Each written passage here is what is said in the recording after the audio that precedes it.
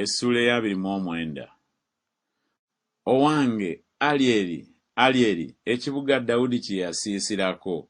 Mugatte omwaka ku mwaka, embaga zituukire mu ntuuko zaazo, ne ndyoka nakuwaza Alyeri, era walibaawo okukaaba n'okuwuubaala, era aliba gye ndi nga Alyeri.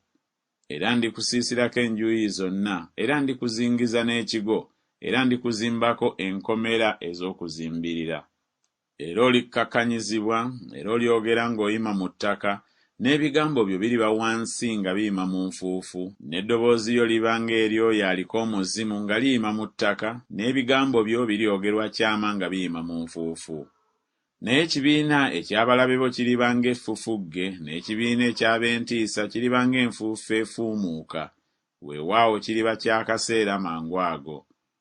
Alijjirwa Mukama ow'Eggye n'okubwatuka, n'ekikankano ky'ensi, n'eddoboozi eddene, n'omuzimu ne kibuyaga, n'olulimi olw'omuliro ogwokya. N'ekibiina eky'amawanga gonna agalwana ne Alyeri, gonna agalwana naye n'ekigo kye, n'abamuteganya kiriba ng'ekirooto, okwolesebwa okw'ekiro. Awo kiriba ng'omuyala bw'aloota, era laba ng'alya, naye n'azuukuka, n'obulamu bwe nga tebukkuse. Oba ng'ow'ennyonta bw'aloota, era laba ng'anywa, naye n'azuukuka, era laba ng'azirika, n'obulamu bwe nga bwoya. Bwe kityo bwe kiriba ekibiina eky'amawanga gonna agalwana n'olusozi Sayuuni. Mulindirire, mwewuunye, mwesiimire ddala muzibe amaaso. Batamidde naye sina mwenge, batagatta naye sina kitamiiza. Kubanga Mukama afuse ku mmwe omwoyo ogw'otulo otungi, era azibye amaaso gammwe bannabbi, n'emitwe gyammwe abalaguzi agibisseeko. N'okwolesebwa kwonna kufuuse gye muli ng'ebigambo eby'omu kitabo ekissibwako akabonero, abantu kye bawa omuntu eyayigirizibwa nga boogera nti, soma kino nkwegayiridde, n'ayogera nti, siyinza, kubanga kissibwako akabonero. Ne bamuwa ekitabo oyo ataayigirizibwa nga boogera nti, soma kino nkwegayiridde, n'ayogera nti, siyigirizibwanga. Mukama n'ayogera nti, kubanga abantu bano bansemberera ne banzisaamu ekitiibwa kya mu kamwa kaabwe era kya mu mimwa gyabwe, naye omutima gwabwe baguntadde wala, n'okuntya kwabwe kiragiro ky'abantu kye bayigirizibwa.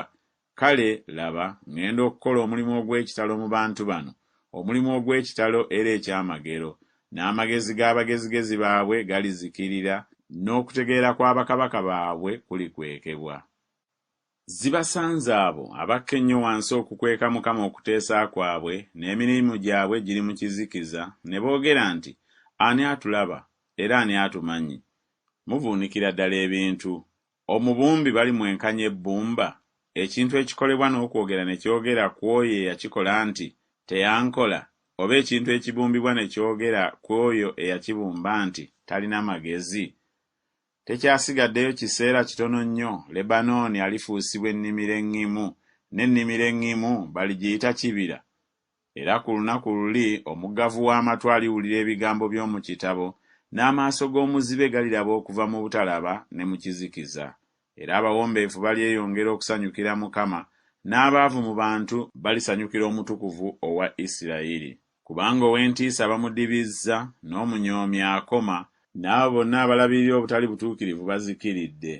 Abafuula omuntu omusobya mu musango, ne bamutegera omutego anenya mu mulyango, ne bakyamya omutuukirivu n'ekitaliimu.